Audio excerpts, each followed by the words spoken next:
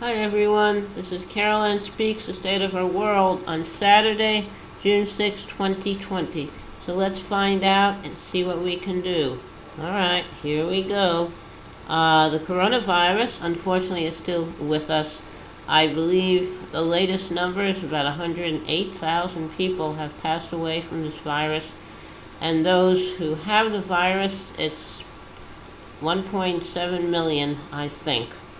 Now, the virus has led to the need for quarantines and lockdowns of cities and counties and states, and then various places are starting to open up, and that could lead to more victims of the coronavirus.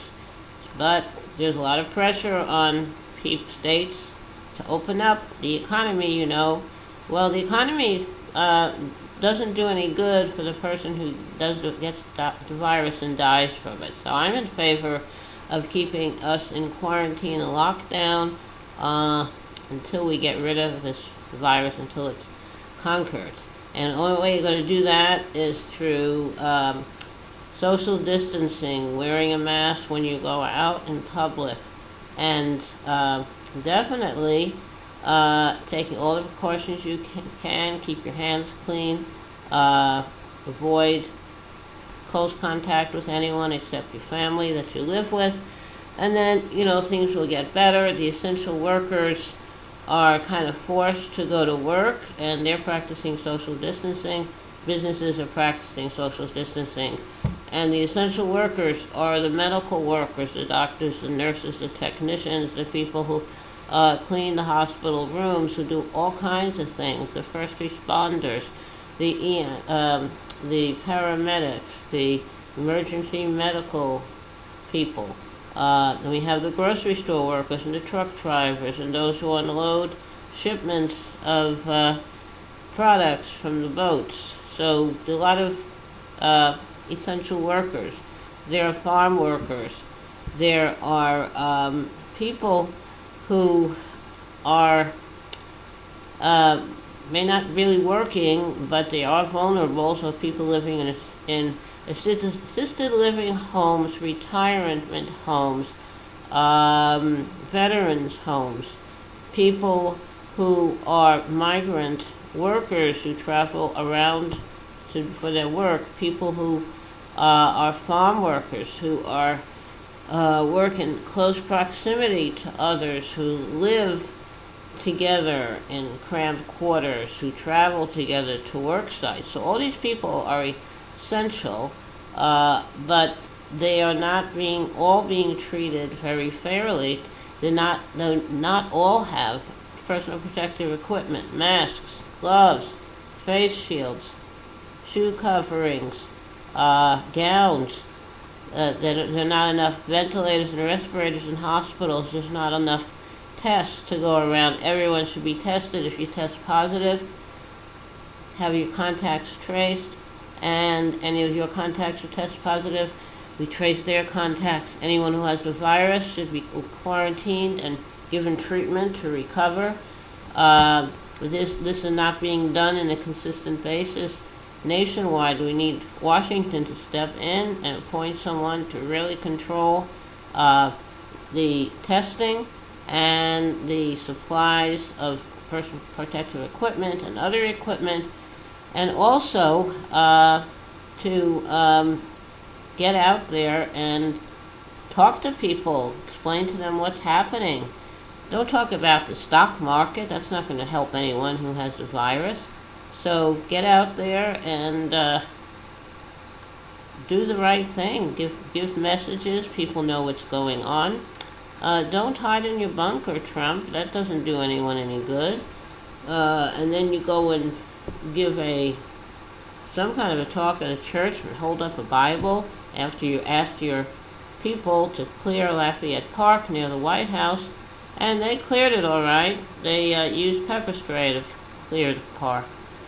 Very, very nice. And then you were able to walk across Lafayette Park to a church and have a photo op with a picture, you and a picture of a Bible.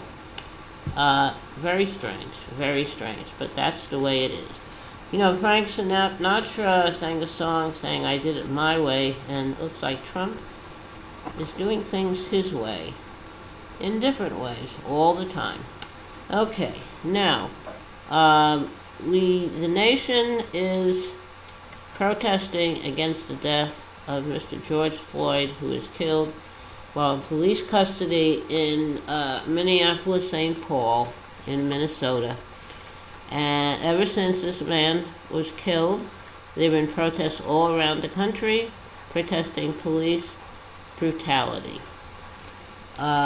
It's very dangerous to be a policeman. You don't know what situation you're walking into when you're doing your job.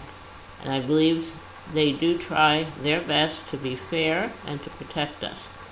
But they do get attacked unfairly. Now, during these protests, each city, county, state is different as to how they treat protesters. Some are not really allowing the protests to actually start. Some are allowing the protests and then they crack down. There are some who are protesting who become violent or destroying property. So that shouldn't be happening. Now, in a city called Klamath Falls, Oregon, they thought Antifa, A-N-T-I-F-A, was going to come out and invade suburban neighborhoods, take over neighborhoods. According to social media, actually, I believe it was Twitter that started these rumors. It was a Twitter user who turned out to be a white nationalist group. So the white nationalists are co-opting the protest for their own benefit. So that is not good. So what do we do? Antifa means anti-fascist. Who wants to be with a fascist? Who wants to have a fascist in charge? Unfortunately, we do have people who like the fascist way of doing things. I think maybe Trump is one of those, and his people. Now, other things going on that the disturbances, the protests, the demonstrations are going on continuously, about 12 nights now, 12 days. And these people are flooding the streets near the White House. And Trump doesn't want anyone near his White House, but it's our White House. And the White House is like an armed camp now. There are fencing that's been put up to keep people further and further away. There are military vehicles of all kinds. There are government vehicles, law enforcement vehicles. We have people there from the military and from various federal agencies, and also from the National Guard from various states. They've kind of all moved in to the area near the White House, and not all of them have badges identifying them. And when asked, one of these people is asked who they represent, they don't answer, or they give a vague answer. So we have these people out there. We don't know who they are. Maybe we have militia people too, and it's really kind of like not our military, but it's kind of like armed groups are trying to take over our country. Shouldn't happen, but it is happening. Now, how do we solve this? I don't know. The virus is out there. They're still searching for a cure. It's become like a contest, a competition. Hopefully when they do get a vaccine, it'll be distributed fairly to everyone in the world, not just to some. And that's the way to do things fairly. Now, what else do we have going on? We have the virus still out there, making people sick, killing people. We have the protests against what they're calling police brutality for the death of Mr. George Floyd in Minnesota this past week. So what do we do about it? I don't know. It maybe help to talk with one another, to have dialogues about race relations, in this country. This country does have a history of racism. This country was founded on racism. The people, the colonists who came over here, they came over to find religious freedom for themselves, not others. People who, the explorers came in. Christopher Columbus came here, and he wanted to basically have people who were here, the indigenous populations, maybe like the workforce for future settlers, colonists. And Christopher Columbus and his people brought over European diseases that the indigenous peoples did not have any resistance to. So many of the indigenous peoples died from the European illnesses. So then it was decided to go to Africa and bring in African slaves.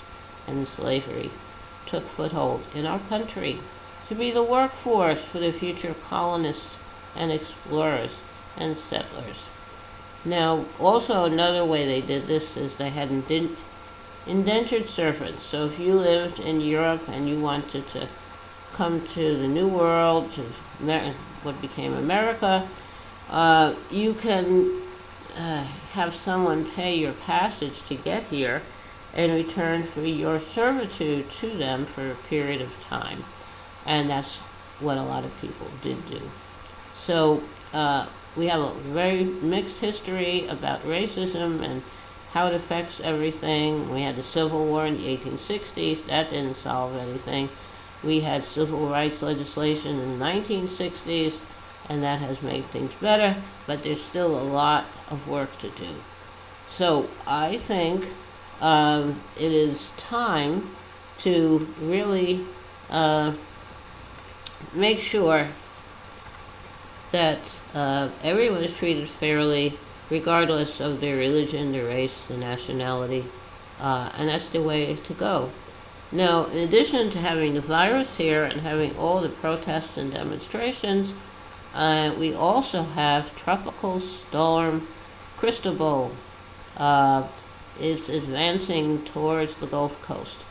And typically the people in the Gulf Coast area, like in Louisiana, they really suffer horribly from these storms. And they are preparing for it. So what else is going on? What else can we do? Well, I don't have all the answers, but if we all get together and talk about things, we might be able to solve some of these problems. Right now, the capital of the U.S., Washington, has been turned into a war zone, and various cities have become like war zones because of all the security and the crackdown on people protesting. So, what else is new? I don't know, but we can see if we can find out. All right. Okay. Let's have a little music now. I'd like to sing a song called Friends, something I wrote a while ago. Short little song. Let's see how it goes. There's a time in your life when you need to know if you have a friend or not. So won't you open up the door and let me come back home and be your friend again? Will you stand by my side? Will you say you are my friend? This I need to know. I've done a lot of traveling all over this world, and one thing I have learned, there's a time in my life when I need to know if I have a friend or not. I will open up the door and let you come back home and be your friend again. I will stand by your side. I will say you are my friend, and I will be true to you. Okay, that was Friend. I hope you liked it.